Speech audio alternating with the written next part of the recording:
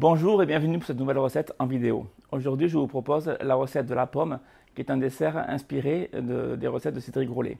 Alors, ce dessert est composé donc d'un biscuit citron, également d'un insert à la pomme verte, donc la pomme Granny Smith, également d'une bavaroise, donc également à la pomme, et d'un flocage, donc flocage perles et velours, que je vais faire moi-même et que je vais pulvériser donc au pistolet. Voilà, donc on va commencer tout de suite par le biscuit au citron. Pour cela, il nous faut des blancs d'œufs, donc blancs d'œufs de préférence maturés et tempérés. Alors maturés, ça signifie que les œufs ont été clarifiés il y a quelques jours et que les œufs sont restés à vieillir, donc dans le frigo, dans un petit pot fermé avec un couvercle et non pas à l'air libre, de façon à les faire vieillir, donc d'où le terme œufs maturés. Et à température ambiante, je les ai sortis à l'avance pour qu'ils soient vraiment à la température de la pièce. Également du sucre inverti. Alors si vous n'avez pas de sucre inverti, vous pouvez utiliser du miel. Le miel est un sucre inverti naturel.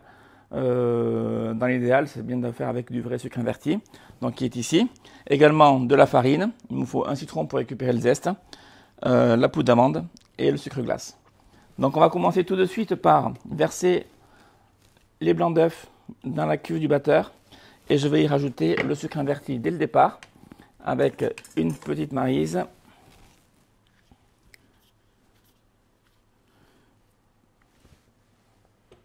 Donc, comme je vous l'ai dit, on peut le remplacer par du miel. Le miel, qui est un produit naturel et qui est un sucre inverti, donc naturel, produit par nos amis les abeilles. Mais ça, c'est vraiment en dépannage. Si vous pouvez utiliser du vrai sucre inverti, c'est mieux. Et voilà, on va commencer donc à battre. Alors là, je m'essuie bien sur le fouet pour bien récupérer tout le sucre inverti. Et ainsi, il sera rajouté dans les blancs. Voilà, le sucre inverti qui est une pâte très collante. Et là, j'ai commencé donc à battre les œufs, les blancs d'œufs à vitesse modérée. Et progressivement, je vais accélérer donc le fouet jusqu'à obtenir des blancs d'œufs meringués bien serrés.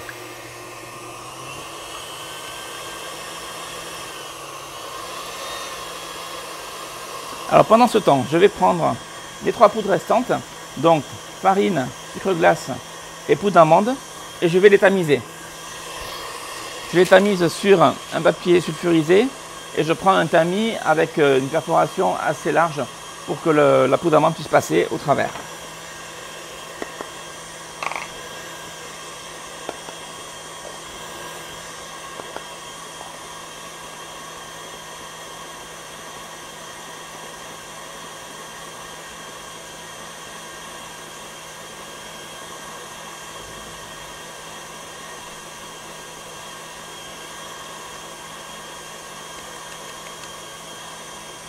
Voilà, le but c'est vraiment d'éliminer tous ces grumeaux formés essentiellement par le sucre glace. Le sucre glace qui capte l'humidité ambiante et en fin de compte on obtient des grumeaux. Et tout ce qui est le plus gros de l'amande, on le rajoute par-dessus comme ceci. Donc les blancs sont en train de bien monter. On va accélérer encore un petit peu.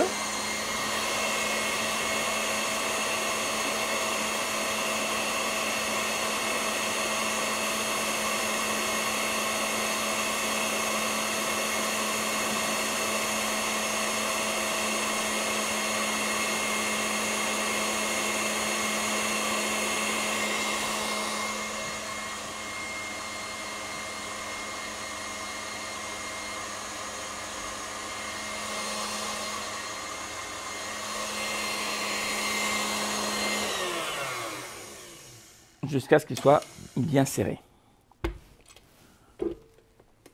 Voilà, là c'est le cas. Donc on arrête le batteur.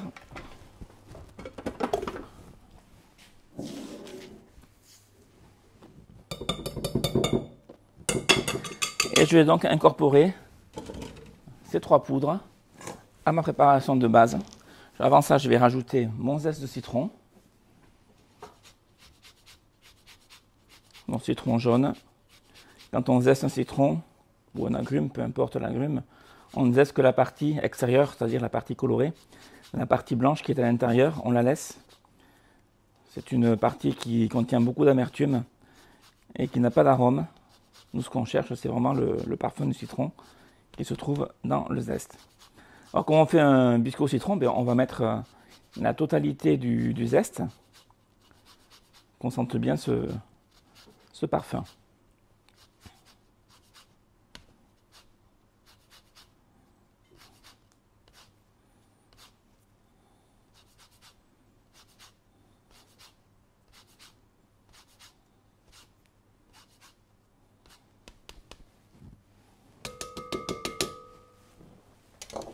Voilà.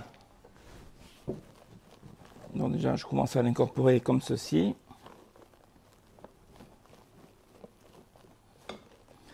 Et pour la suite, donc j'incorpore mes poudres. Je vais les mettre en une seule fois. Et là, je vais faire le mélange donc final. Délicatement, pour ne pas faire retomber la meringue.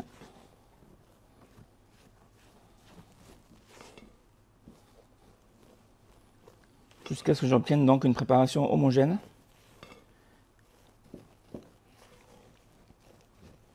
Alors là aussi, on va avoir trop de pâte, c'est difficile de réduire les quantités.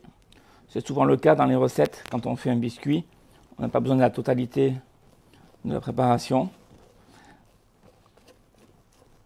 Mais c'est un biscuit qui va se congeler, qui va se conserver parfaitement bien donc au congélateur pour une utilisation ultérieure. Voilà, je vais bien chercher au fond, m'assurer qu'il ne reste pas de matière poudreuse. Et donc on obtient ce résultat-là, que je vais maintenant dresser sur une plaque à pâtisserie. Donc plaque à pâtisserie sur laquelle j'ai rajouté une toile silicone, donc c'est une toile de cuisson. Et je vais mettre ma pâte dessus. Donc là on est sur une quantité équivalente à une plaque de 40 par 30 cm. Ensuite, avec une petite palette coudée, je vais venir étaler le biscuit sur une épaisseur régulière.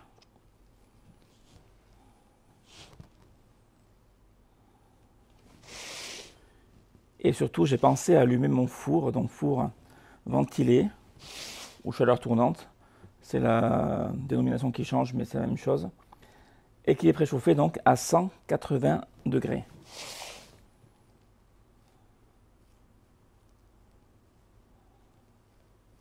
Voilà, ce que je fais attention là vraiment, d'être régulier sur l'épaisseur pour avoir une cuisson homogène.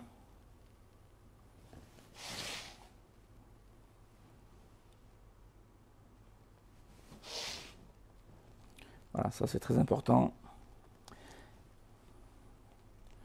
Et dès que le four est chaud, voilà, je vais pouvoir enfourner. Et on va cuire donc ce biscuit pendant 10 minutes.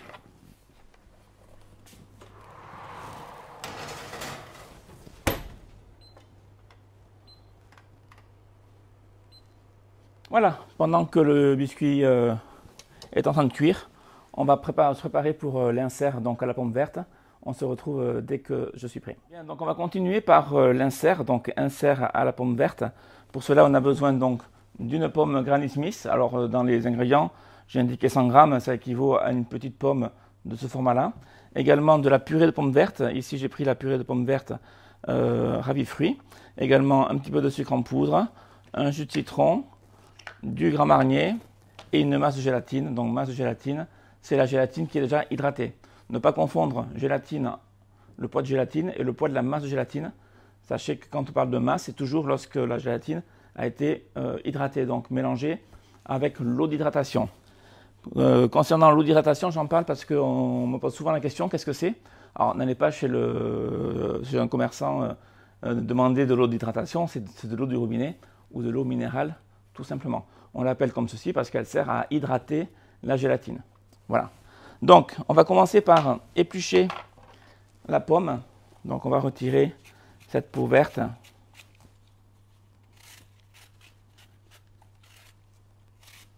Et ensuite, on va la tailler donc en tranches d'environ un demi-centimètre. Donc on va tourner tout autour du trognon. Bien sûr, le trognon, je ne veux pas le conserver, parce qu'on y trouve les pépins. Donc, avec une petite mandoline, je me règle l'épaisseur sur environ un demi-centimètre. Pas trop gros. Et là, je vais donc émincer comme ceci. Voilà. On obtient donc des tranches. Et je fais comme ça sur les 4 faces. Alors attention, en utilisant la mandoline, si le doigt passe sur la lame, ça ne pardonne pas. Donc soyez très prudents.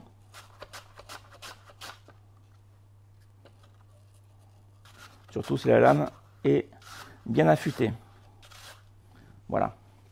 Donc le trognon, je ne le conserve pas. Alors, ici, j'obtiens des tranches donc de formes différentes, évidemment, parce que je commence par des tranches bien rondes, vu que j'ai la pomme entière. Et après, en tournant, j'obtiens des tranches qui sont beaucoup moins rondes. Mais ça, c'est pas grave du tout. Alors, lorsque j'obtiens, admettons, on va faire ici, avec ce morceau-là, j'obtiens des tranches, donc. Je les mets bien l'une sur l'autre. Et là, je vais faire des bâtonnets. Alors là, je continue au couteau. Donc, on va tout tailler en bâtonnets.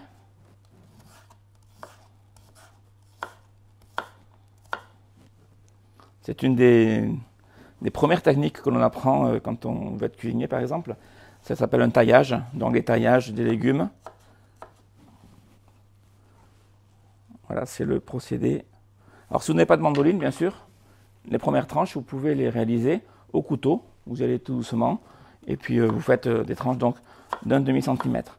Vu que ça sert, ces tranches vont servir à obtenir des petits cubes qui vont rentrer dans la composition de l'insert. Si ce n'est pas très régulier, ce n'est pas grave non plus. Donc, ne vous en mettez pas. Vous voyez, les bâtonnets, une fois qu'on les a obtenus, on les met tous bien alignés. Et puis, on taille dans l'autre sens. Et là, on obtient donc nos cubes.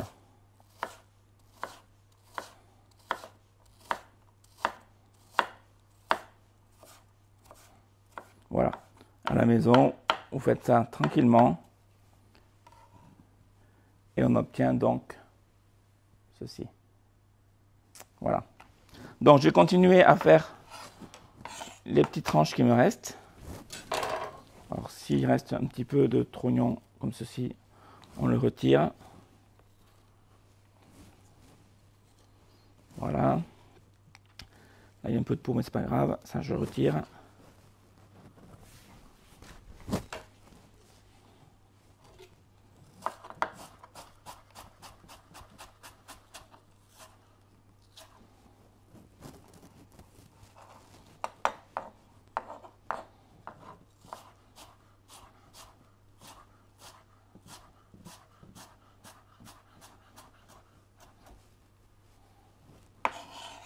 Voilà.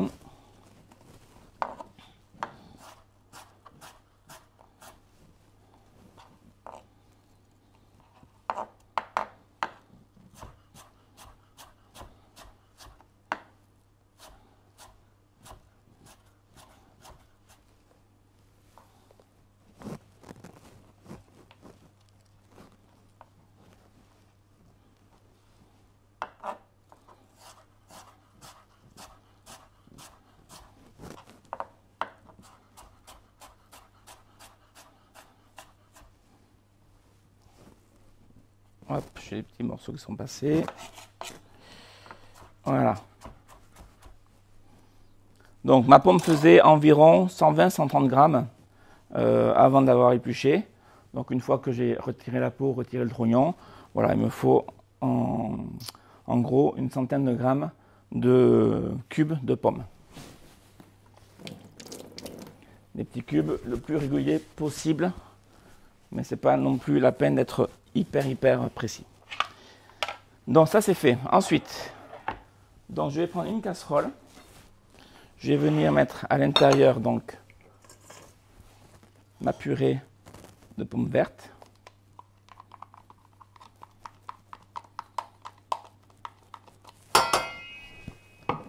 Je vais rajouter le sucre en poudre, le jus de citron Et on va faire chauffer donc tout doucement sur une plaque.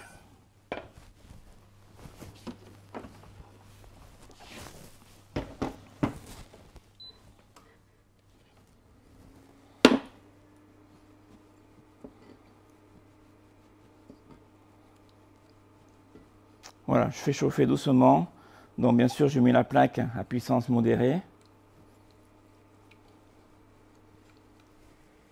Voilà, et on laisse chauffer tranquillement. Alors dès que ça sera chaud, je vais pouvoir y rajouter les morceaux de pommes vertes. Bon, dès que j'ai les premières vapeurs, les premières fumées qui vont arriver assez rapidement. Et ensuite, on va cuire ça tout doucement. On va faire compoter très légèrement les pommes. Alors, on ne cherche pas à obtenir une compote, on cherche à obtenir la cuisson des petits cubes de pommes qui sera assez rapide. Mais on veut garder quand même le croquant. On veut sentir, quand on va déguster la pomme, on veut sentir le croquant de la pomme. Donc, on va quand même les cuire très légèrement.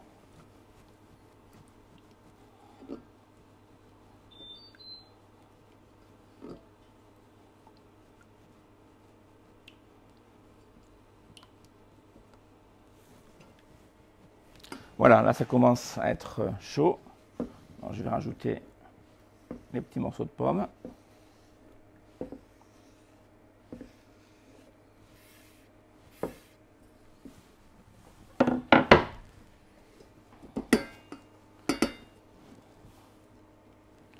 Et on va donc faire cuire tout doucement jusqu'à ce que les morceaux deviennent légèrement translucides.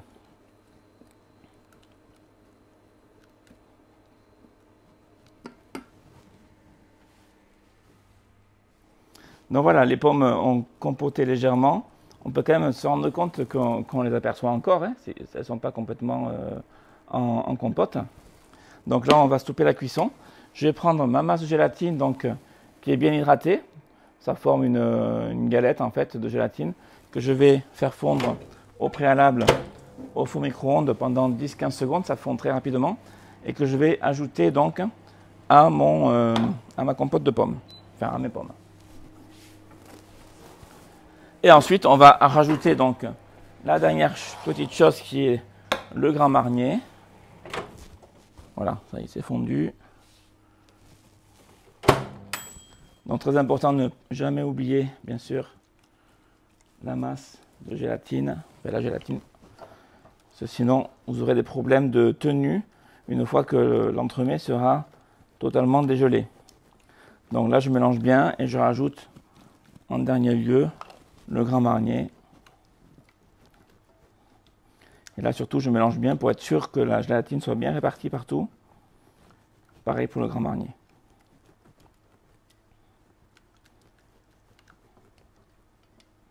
Alors, cette préparation, donc l'insert de l'entremets pommes, peut se faire à l'avance. Ça veut dire plusieurs jours à l'avance.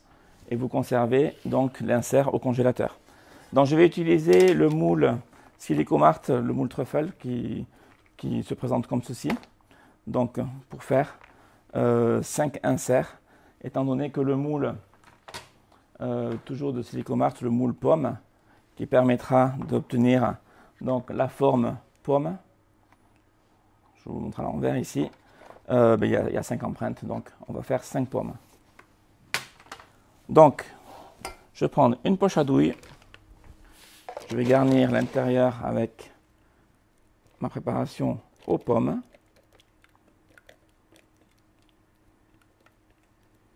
Bon, là c'est chaud, je peux très bien travailler la préparation chaude, ça ne pose aucun problème.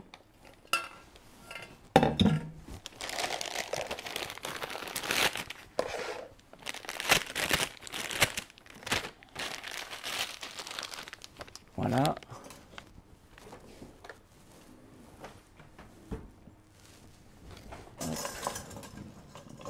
Un petit ciseau. Alors si la poche est trop grande, n'hésitez pas à la couper par le haut, ça sera plus pratique pour travailler.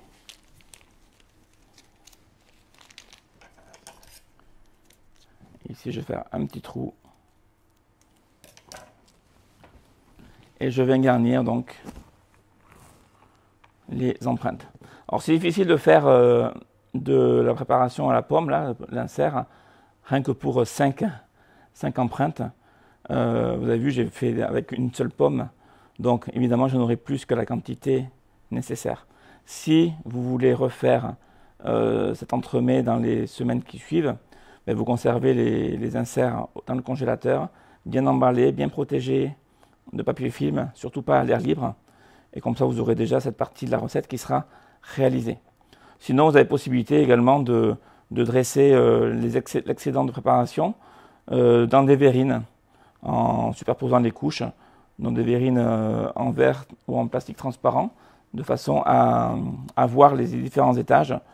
On aura sûrement tout à l'heure un petit peu d'excédent de bavaroise également et de biscuits. Donc, si on ne veut pas s'embêter à avoir un moule et avoir la forme vraiment pomme comme on va le présenter aujourd'hui, mais rien ne vous empêche de le présenter différemment dans une verrine et ça fera un dessert qui sera tout aussi bon. Donc voilà, je mets tout. Donc j'en ai fait 6, 12, 13, on va dire 12. Ensuite je viens bien lisser la surface.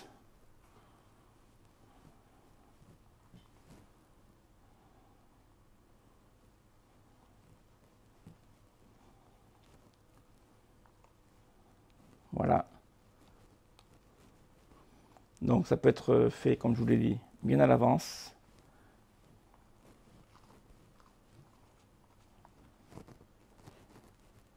Et il n'y a plus qu'à filmer et à placer au congélateur.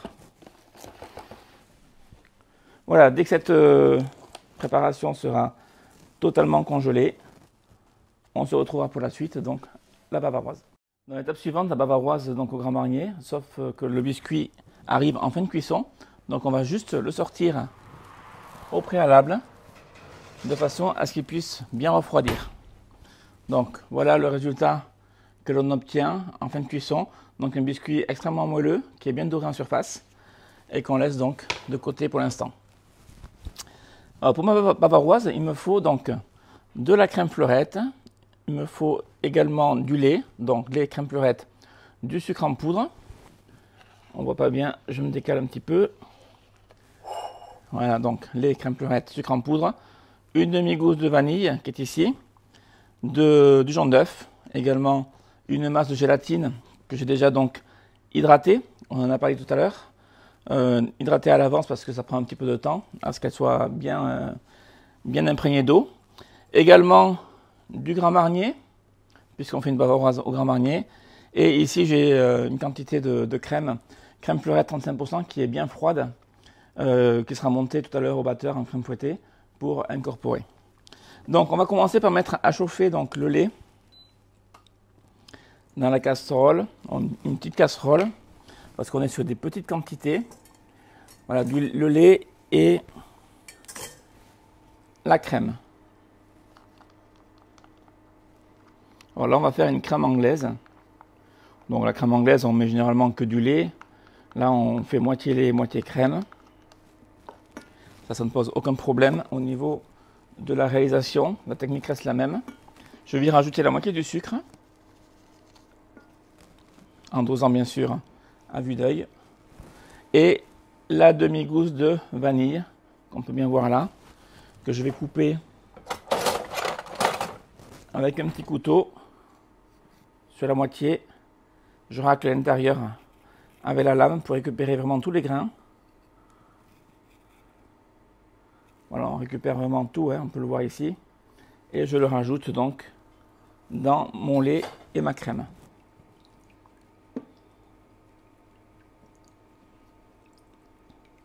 Donc en parallèle, je vais mettre mes jaunes d'œufs dans un petit saladier.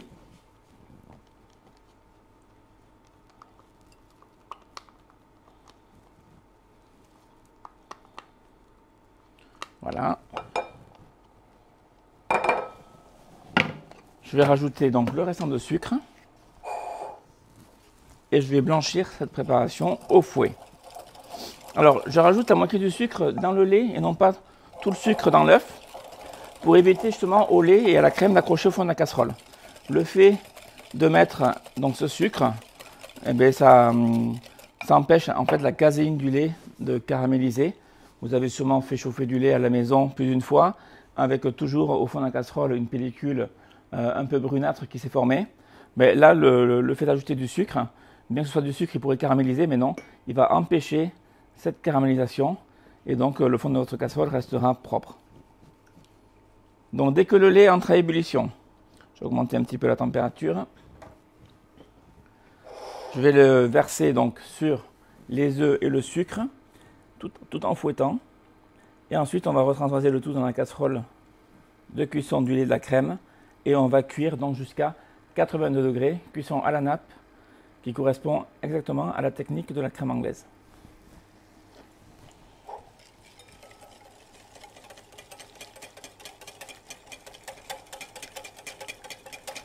Alors là encore, je travaille sur des petites quantités. On ne fait que 5 pommes aujourd'hui, donc il ne faut pas oublier qu'on a la crème fouettée à incorporer par la suite, qui va faire du volume. Donc là, je mélange bien. Je remets tout donc dans la casserole de cuisson du lait et de la crème.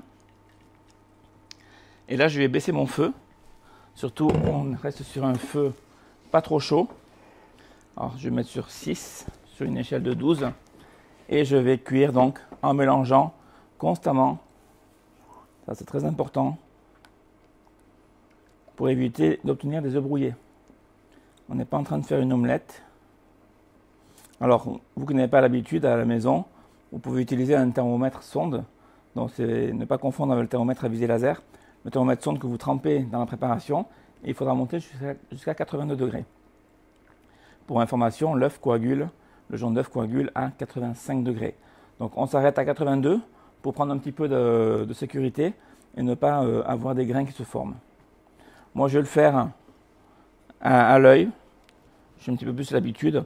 Alors, à l'œil, on se rend compte que la préparation s'épaissit progressivement. Toute l'écume qui est en surface disparaît progressivement également. Et donc, je sais quand est-ce qu'il faut que je m'arrête. Mais pour vous assurer vraiment la cuisson, rien de mieux qu'un thermomètre. Voilà, là, je vais être pas mal. Et en remuant, je laisse la trace de la spatule au fond de la casserole avant que la crème puisse recouvrir le fond de la casserole. Il se passe un laps de temps très court, mais suffisant pour me dire que ma crème est cuite. Donc là, je vais la débarrasser. Donc je la sors de la plaque de cuisson. Je vais y rajouter tout de suite ma masse de gélatine, donc bien hydratée. Alors, je peux la faire fondre comme j'ai fait tout à l'heure pour l'insert. Sinon, je la rajoute comme ceci. Elle va fondre instantanément si la préparation est bien chaude. Ici, c'est le cas. Je m'assure vraiment qu'elle soit entièrement fondue avant de la filtrer à travers la petite passoire dans un récipient large. Alors, le récipient, il n'a pas trop d'importance. Ça dépend si vous êtes pressé ou non. Moi, pour faire la recette, pour ne pas que ça dure trop longtemps, je préfère le mettre sur un récipient assez large. Comme ça, la crème va s'étaler sur une fine épaisseur et ainsi, elle va refroidir plus rapidement. Si vous la laissez dans un récipient, un saladier, peu importe, le temps de refroidissement sera plus rapide. Alors là, pas de frigo, on reste à température ambiante. Il ne faut pas que la gélatine joue son rôle, c'est-à-dire qu'elle se gélifie.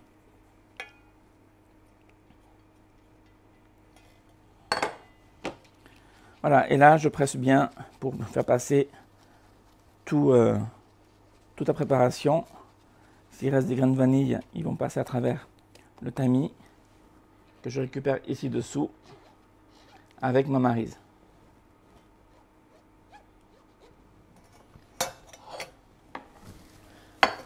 Voilà, donc ma crème anglaise est prête. Je rajouterai le Grand Marnier lorsque celle-ci sera froide.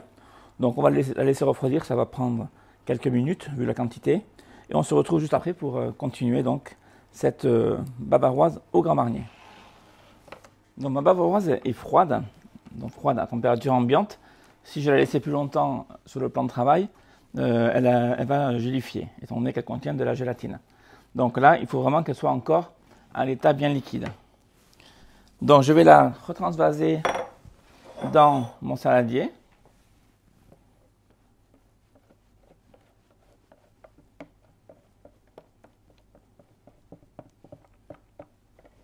On va maintenant l'aromatiser à ce stade de la recette. Donc on aromatise généralement les crèmes, les préparations, toujours lorsqu'elles sont froides, surtout si on y rajoute un alcool. Donc ici c'est du Grand Marnier que j'y rajoute, donc je le rajoute dans la crème froide. Tout ça pour éviter justement que l'alcool s'évapore si la préparation était chaude. Donc je mélange bien.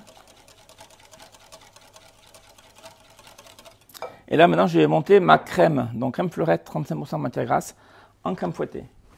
Donc ça on n'en a plus besoin, on peut s'en débarrasser. Donc je prends le batteur et là on va monter la crème donc fleurette en crème fouettée. Ce qui est important là à cette étape, c'est que la crème soit vraiment bien froide, donc tout juste sortie du frigo. Et je vais chercher à avoir une crème fouettée souple et non pas une crème fouettée qui sera trop montée.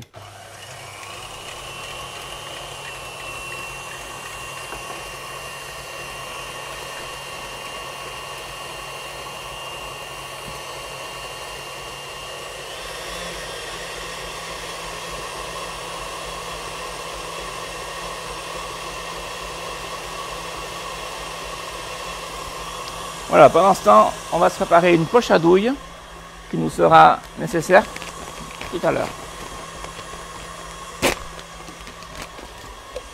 Poche à douille mise dans le support à poche, bien sûr.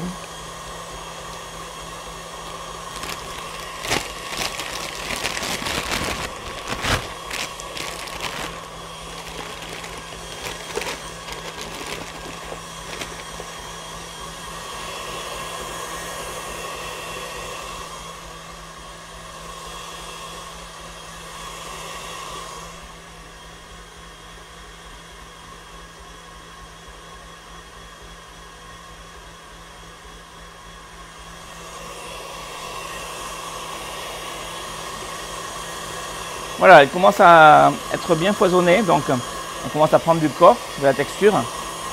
Donc différence entre crème fouettée et chantilly, l'une est sucrée, l'autre non. Donc ici on est sur une crème fouettée, donc une crème non sucrée. Voilà, je ne vais pas aller plus loin dans le foisonnement de la crème. Je veux garder une crème bien souple pour avoir une bavaroise bien souple également. Je vais juste contrôler la texture avec un petit fouet. Et je veux, vous voyez, une crème qui n'a pas trop de tenue sur le fouet. Quand je retire le fouet, je ne veux pas qu'elle... il y en a bien sûr un petit peu qui reste accroché au bout, c'est normal. Mais je ne veux pas qu'il y ait un très gros amas de crème qui reste au bout du fouet. Donc, je m'arrête là au niveau texture. Et je vais commencer à faire mon mélange. Donc, je reprends une maryse. Je vais incorporer environ un tiers de ma crème fouettée à ma préparation, ma crème anglaise parfumée au Grand Marnier et je mélange assez rapidement au fouet comme ceci. Ça c'est pour faire un premier mélange.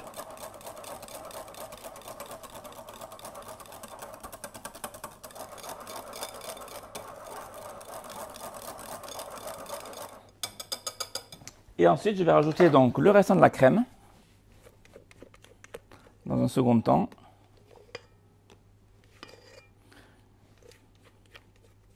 et l'incorporer donc délicatement à la maryse. Si vraiment il me restait des grumeaux de crème fouettée, ce qui peut arriver, si la crème est montée un peu plus, je pourrais donner 2-3 coups de fouet pour vraiment les enlever.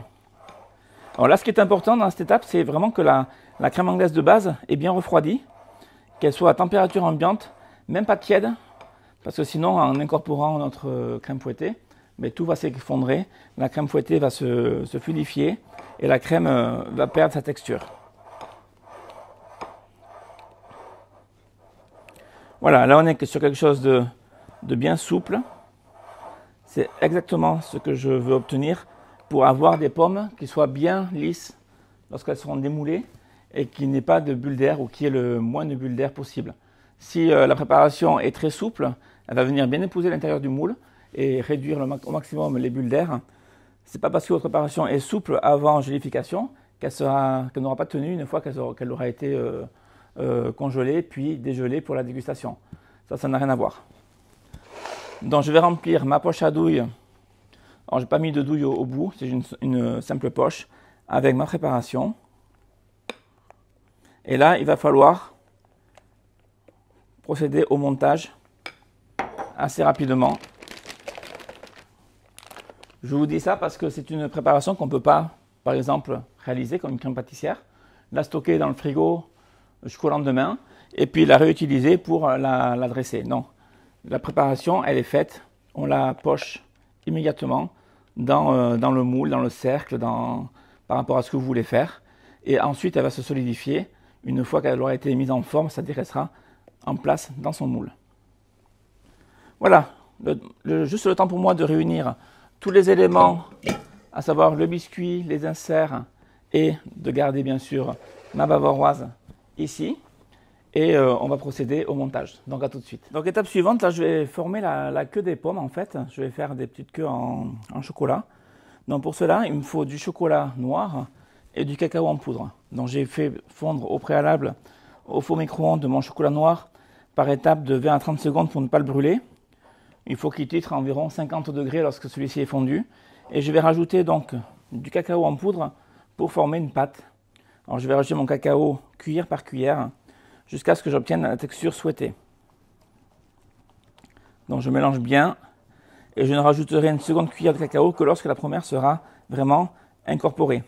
Petit à petit, je vais obtenir une texture donc de plus en plus épaisse et lorsqu'elle sera pochable, qu'elle aura de la tenue suffisante, je m'arrêterai de rajouter du cacao.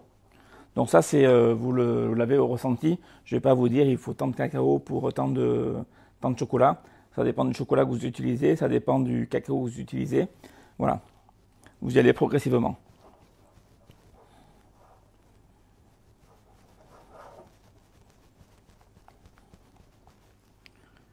Alors on mélange délicatement.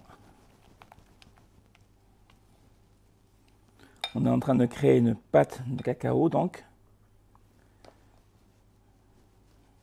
À la poche à douille, on va tirer ensuite des traits de pâte de cacao donc sur la feuille de papier sulfurisé que j'ai ici devant moi. Et on va laisser donc cristalliser ce chocolat. Alors c'est un élément du décor qui est quand même indispensable de façon à rendre la pomme la plus réaliste possible. Si vous laissez la pomme sans la petite queue qui dépasse, bon, c'est dommage. Et c'est facile à faire, donc pourquoi s'en priver? Voilà, là je commence à avoir une texture beaucoup plus pâteuse. Alors, je vous montre à la caméra, si on se rend compte.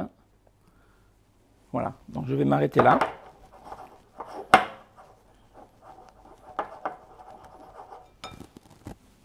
Je vais mettre cette pâte de cacao obtenue dans la poche à douille.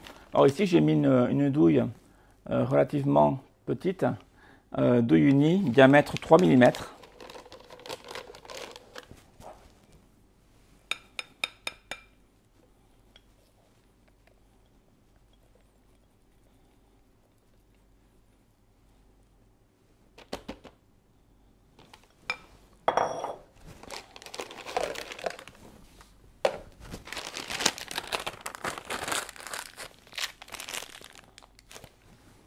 Et là, je vais venir donc tirer des traits, tout simplement.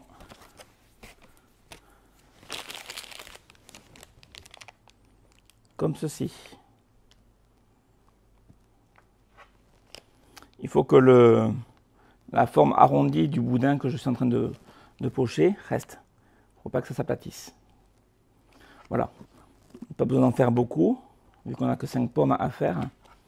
Mais au cas où il y a un peu de casse, on en fait un peu plus. Alors bien sûr, les tiges seront sectionnées à la bonne longueur au moment du montage, du dressage de la pomme. Voilà. Ensuite, on met cette plaque soit dans une pièce fraîche, soit dans un frigo pour cristallisation. Et on aura nos tiges de pommes qui seront pratiquement prêtes pour la finition tout à l'heure. Donc pour le montage final, voilà, j'ai réuni tous les éléments. Donc ici, j'ai mes inserts. Ici, j'ai mon biscuit qui est froid. Et j'ai également mon moule, dont le moule que je vous ai montré au début, pour faire des pommes. Et ma bavaroise ici dans la poche à douille. Donc on va commencer par démouler le biscuit. Donc je vais le recouvrir avec un papier sulfurisé. Je le retourne sur le plan de travail et je décolle délicatement la toile silicone comme ceci. Et on va détailler donc des petits disques de biscuits avec un emporte-pièce diamètre 40, donc du 4 cm. Donc là, il m'en faut 5. Alors je vous ai dit tout à l'heure qu'on allait avoir trop de pâte. Bien sûr, l'excédent de biscuit, vous le conservez bien fumé dans votre congélateur. Voilà, on va se les mettre de côté.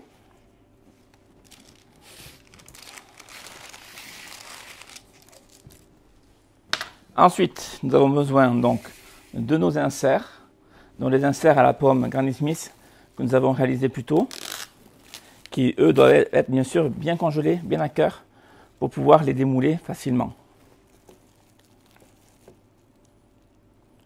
Et puis là, il suffit de les démouler et on va obtenir donc des billes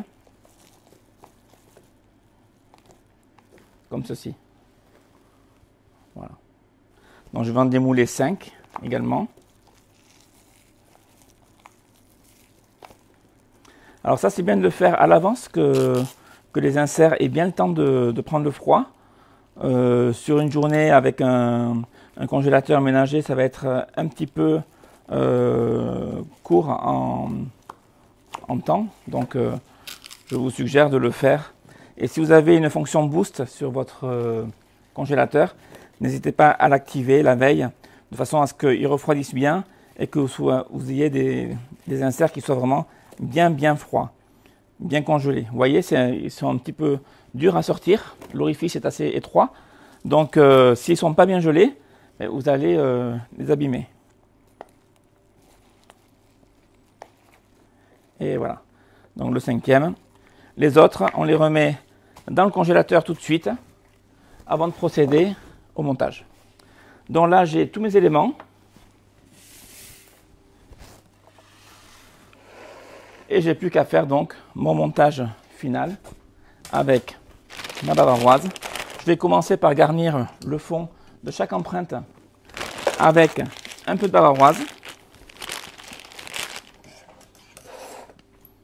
Donc je fais un orifice d'environ 1,5 cm en coupant le bout de la poche et je viens garnir l'intérieur du moule jusqu'à la moitié environ.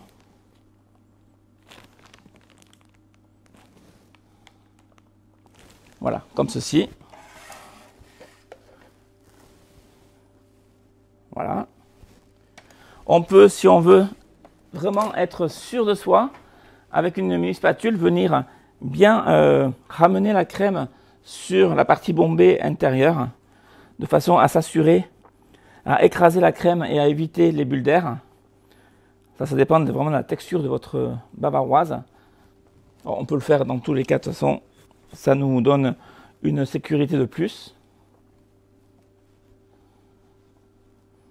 Voilà, on vient bien écraser sur tout le pourtour. Là, je vais pouvoir ajouter un petit peu de bavaroise pour remplir à nouveau jusqu'à la moitié. Et là, je vais venir donc insérer les inserts, donc bien au centre. Donc partie plate sur le dessus, partie bombée en dessous. Et je viens le mettre au milieu. Et je l'enfonce jusqu'à la moitié. Il faut vraiment que l'insert se retrouve au milieu.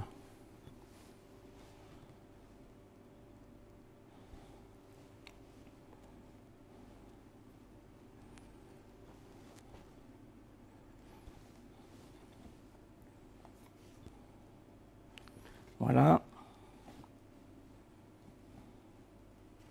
Alors ça dégèle assez vite, donc à la maison, vous ne traînez pas quand vous faites cette opération-là. Voilà, on voit bien à l'intérieur, l'insert est enfoncé dans la bavaroise. Je viens combler le trou qui reste avec un restant de bavaroise en laissant un petit demi-centimètre de vide sur le dessus.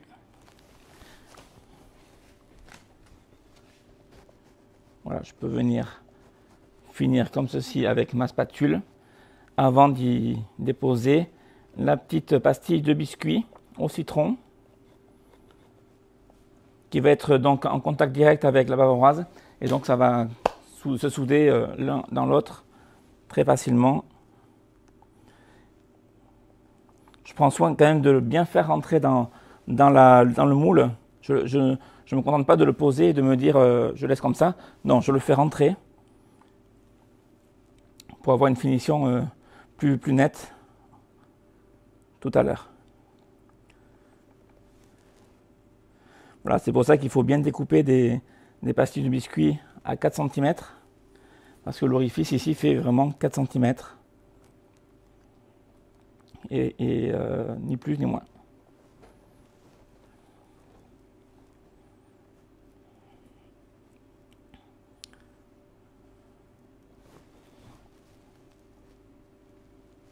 Voilà, on obtient cela. Donc maintenant, on va couvrir le tout d'un papier film. Toujours, on protège lorsqu'on va stocker un entremets dans un congélateur. On ne sait pas ce qu'il y a d'autre comme aliment dans le congélateur. Il pourrait y avoir des échanges de saveurs. Imaginez que vous avez une préparation à base d'ail ou d'oignon et que votre entremets n'est pas bien protégé. Mais il y aura un échange de saveurs et vous risquerez de trouver ce goût désagréable à la dégustation. Donc on protège bien. Et ici, je me permets de bien aplatir. Ça sera l'assise de votre pomme. Il faut vraiment que cette partie-là soit bien plane. Et là, j'ai plus qu'à les remettre au congélateur. Donc cet entremets peut être réalisé longtemps à l'avance, conservé dans le congélateur tel quel. Et le jour J, il ne vous restera plus qu'à faire le flocage. Donc c'est toute la finition de la pomme en fait. Et puis la décongélation et la dégustation. Donc on met ça à congeler, on le laisse quelques heures. Et puis dans quelques heures, on se retrouve et on termine donc ce super dessert. À tout à l'heure. Dans l'étape suivante, on va faire le flocage. Le flocage qui va être un perlé velours qu'on va réaliser maison et que je vais pulvériser à l'aide de ce pistolet qui est un pistolet à peinture acheté en magasin de bricolage. Parce qu'un pistolet, à peinture, enfin un pistolet alimentaire est très onéreux et c'est la seule solution. Autre possibilité, utiliser les bombes Vélispray que l'on vend sur la boutique. Cependant, vous aurez un verre soutenu, c'est-à-dire un verre sapin. À vous de voir si vous voulez la faire vraiment verte. Vous pouvez également faire des pommes blanches ou rouges ou d'une autre couleur. Ça, c'est pour la solution facile. La solution moins facile, c'est de faire comme je vais vous montrer là aujourd'hui, en utilisant un colorant dont liposoluble vert, qui est ici. Alors on va obtenir un vert plus ou moins intense en fonction du dosage, bien sûr, qu'on va utiliser. Et ici on a du chocolat blanc zéphyr, donc chocolat de couverture, que je fais fondre au préalable au four micro-ondes, et du beurre de cacao. On peut utiliser le beurre de cacao soit en pistole, soit du micrio. Ici j'ai pris du micrio pour le faire fondre plus rapidement. Voilà. Donc j'ai fait fondre les deux matières. On a 2 fois plus de chocolat blanc que de beurre de cacao en poids. Admettons que là j'ai 250 grammes, là j'aurai 125 grammes de beurre de cacao. Voilà, c'est le dosage. Donc, je fais fondre le chocolat blanc. Alors je suis à 37-38 degrés environ. Je vais monter un petit peu la température parce que le colorant vert est une matière grasse en elle-même. Et il faut que cette matière grasse arrive également à fondre lorsqu'on va l'incorporer. Et pour être sûr d'éclater toutes les molécules de colorant, on va donc mixer le tout avec un mixeur plongeant.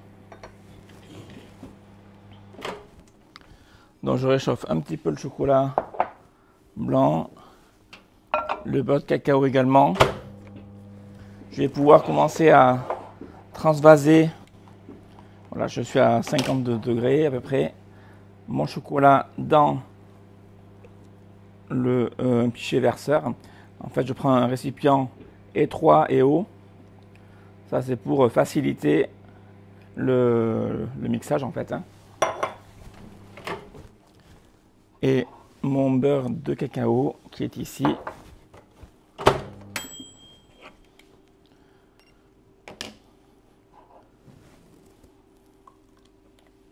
Comme ceci. Alors je vais commencer par les mixer ensemble dans un premier temps.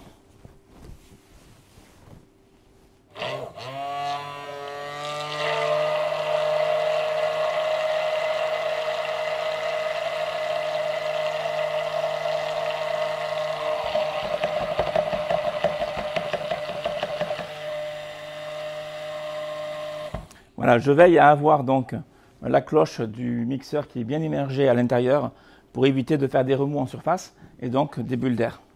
Et là, je vais commencer à rajouter donc mon colorant vert. Alors, je veux un vert pâle, comme je vous l'ai expliqué. Donc, je vais y aller petit à petit. Je préfère en rajouter 10 fois du colorant plutôt que d'en mettre une fois trop et d'avoir une teinte vraiment trop poussée.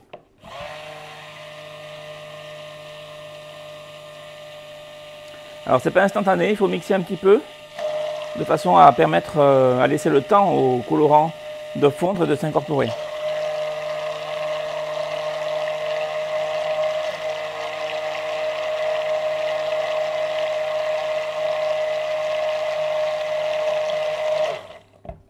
Voilà, je vais en rajouter un petit peu et ainsi de suite. Donc là, je sais que je peux en mettre un peu plus que la première fois.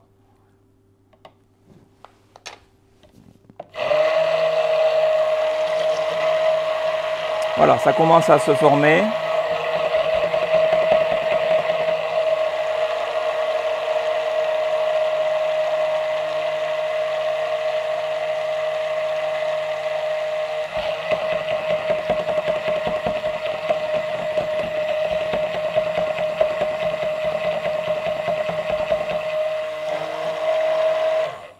Voilà, il faut surtout faire attention d'y aller à tâtons.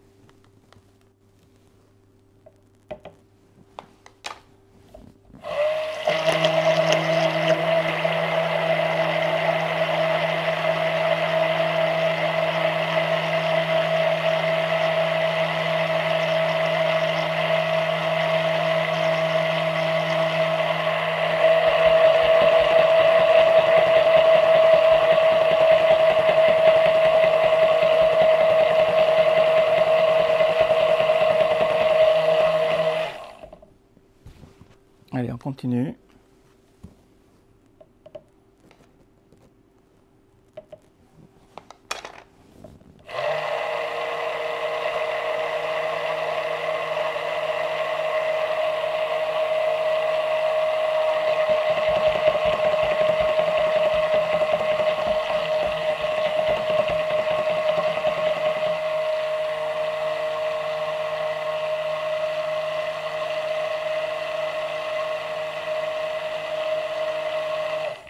Voilà, on se rapproche progressivement de la couleur recherchée. Et en dernier ajout, je vais mettre un poil de colorant jaune, liposoluble lui aussi, pour donner un peu de luminosité à cette couleur.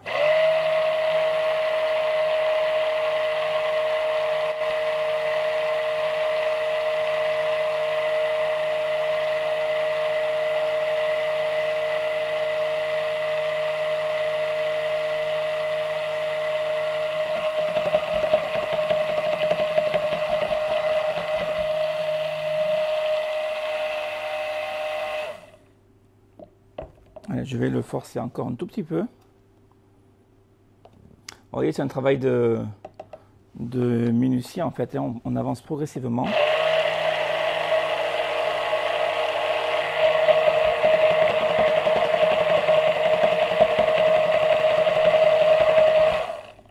là, je vais prendre donc un petit peu de colorant jaune. Donc c'est le même colorant, cette fois-ci jaune. Et juste pour donner un petit peu de lumière au vert.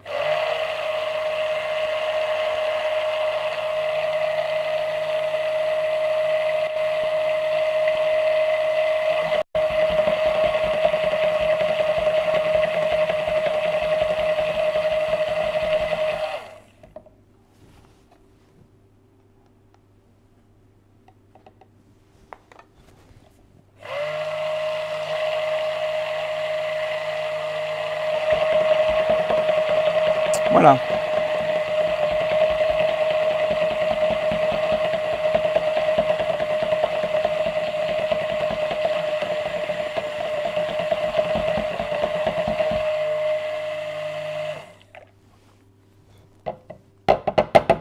Donc c'est très subtil le résultat avec le colorant jaune, mais ça donne un petit peu de luminosité donc à notre glaçage.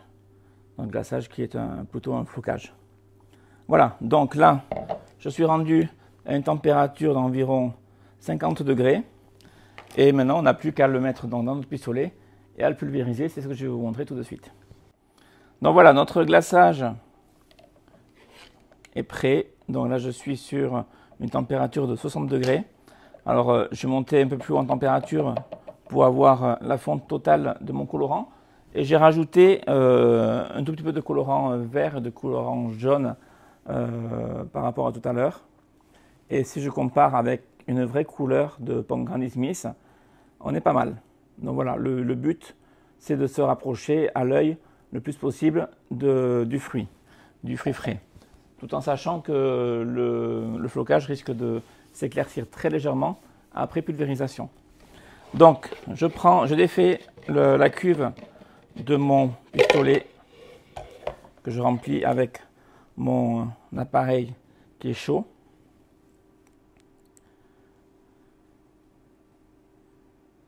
Et ensuite, on va le pulvériser donc sur les pommes qui sont encore au congélateur. Les pommes, on va les sortir vraiment au dernier moment.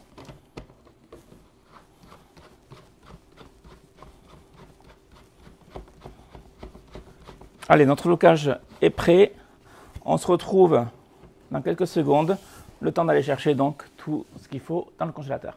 Bien, on continue. Donc, j'ai d'abord protégé mon plan de travail avec des feuilles de papier sulfurisé parce qu'avec le pistolet, je vais pulvériser un petit peu. C'est très volatile, je vais en mettre un peu partout.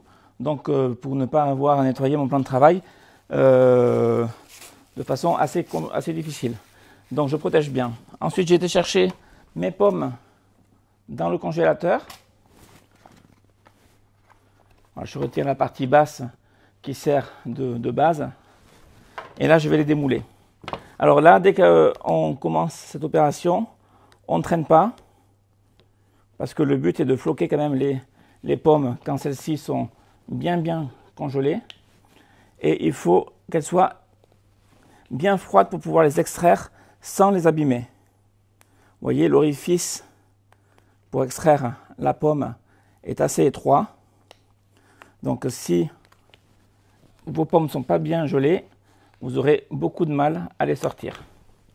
Et ensuite, je les pose sur un plateau ici, plateau tournant que j'ai lui aussi protégé de papier film. Alors d'abord, je commence par décoller tout le tour pour permettre à ma pomme de s'extraire facilement. Et après, j'appuie par en dessous pour vraiment la démouler.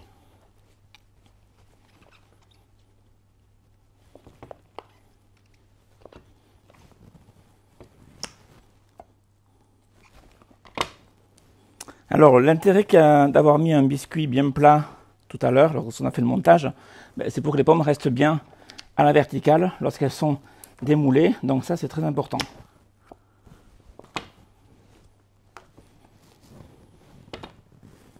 Donc vous voyez, il faut un petit peu de force, un petit peu d'aide éventuellement à la maison pour pouvoir bien extraire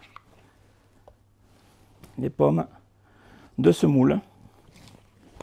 On peut tirer dessus, le moule est très solide, ça n'y a pas de souci.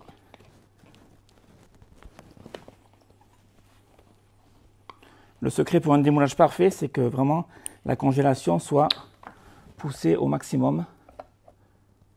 C'est-à-dire que la température soit vraiment très très froide. Voilà, donc je me repositionne bien au centre pour que vous puissiez voir ce qui se passe.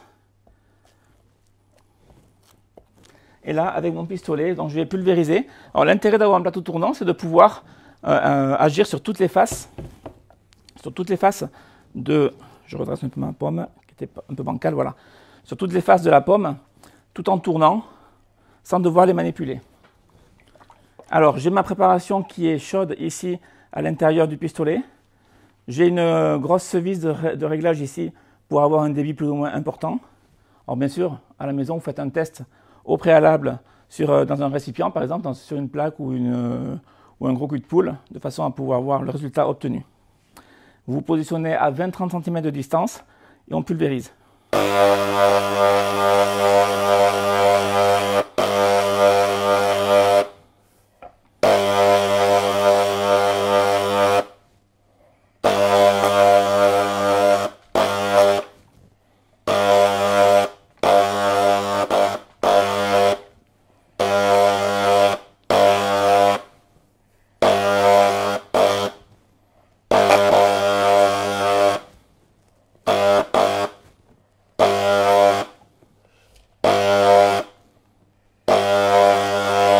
Et voilà, tout simplement. Donc là, on va laisser donc bien refroidir le flocage. Donc la préparation chaude est pulvérisée en micro-gouttelettes sur l'entremets qui lui est glacé. Et il y a donc une transformation physique qui se produit. Le beurre de cacao et le chocolat se cristallisent instantanément. Et comme il a été pulvérisé, il se cristallise sous forme de gouttelettes. Et c'est ça qui donne cet effet un petit peu velours.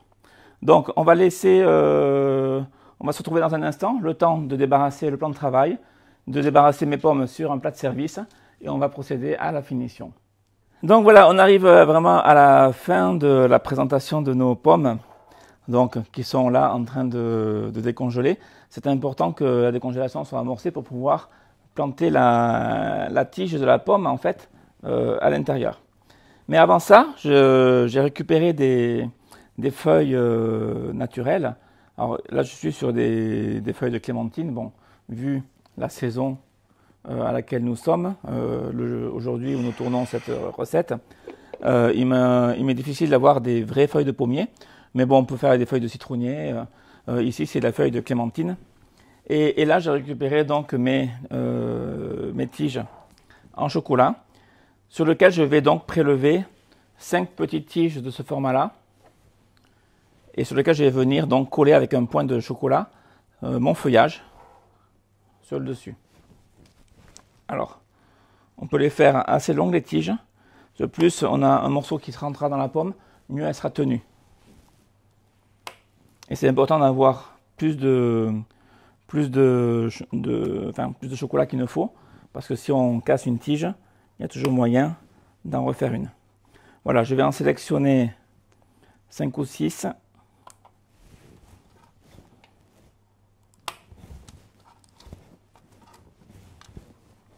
Parmi les plus jolis.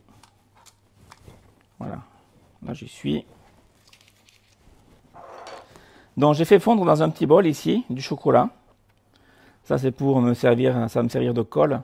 Ça va me permettre de fixer vraiment les feuilles naturelles sur ma tige de pomme. Et je vais venir donc assembler ces deux morceaux avec une bombe de froid, donc avec un pulvérisant très rapidement. Donc je vais mettre mon chocolat fondu dans un cornet décor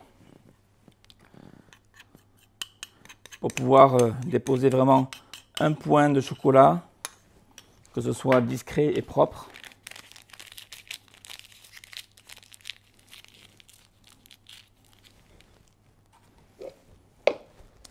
Voilà, et donc je vais venir déjà couper la base de ma feuille. Je ne sais pas si on me voit bien là, voilà. D'avoir quelque chose de propre. Venir appliquer un point de colle.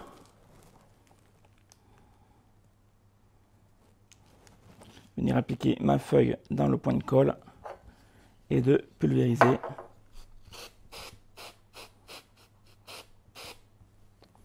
Voilà, et là je laisse, je peux mettre un peu de chocolat à la rigueur dessus, vraiment pour que la base de départ de la feuille soit bien dans le chocolat, bien ancrée. Et là, je laisse donc bien figer le chocolat de façon à ce que ma feuille soit bien solide. Vous voyez l'inclinaison de la feuille, je l'ai mise vers le haut volontairement pour que elle soit bien visible et qu'elle soit présentée de façon bien aérienne.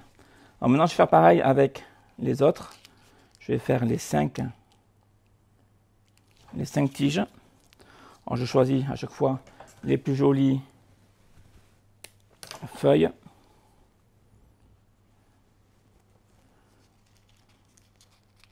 Et là, je vais mettre un point de colle dessus, à nouveau, et un peu de bombe spray pour bloquer le tout.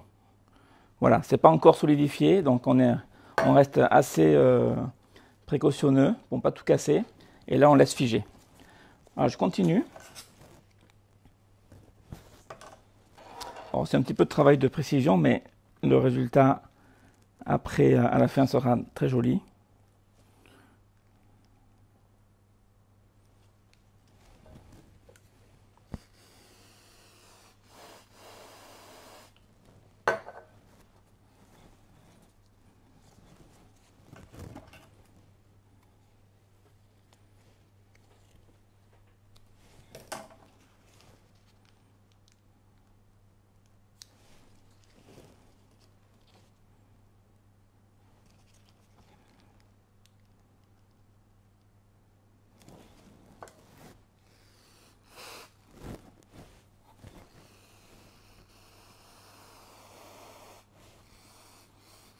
Voilà. Et le dernier.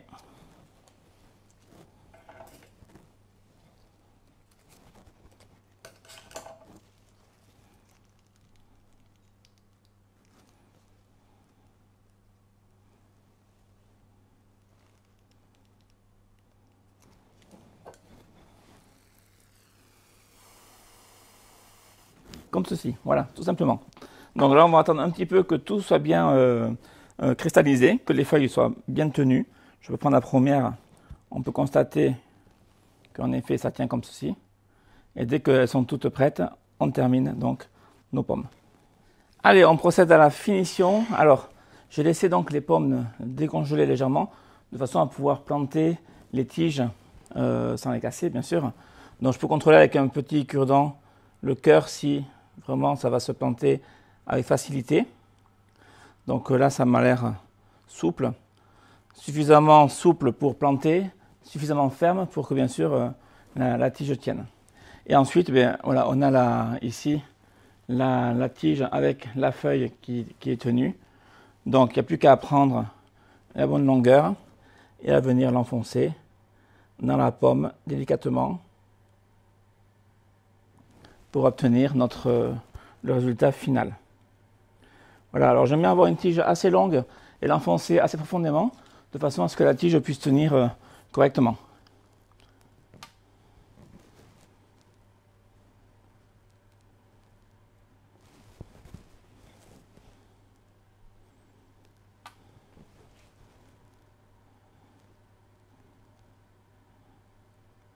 N'essayez pas d'insérer les tiges dans les pommes qui sont totalement gelées, parce que là vous n'allez arriver à rien, et vous allez plutôt abîmer vos pommes plutôt qu'autre chose.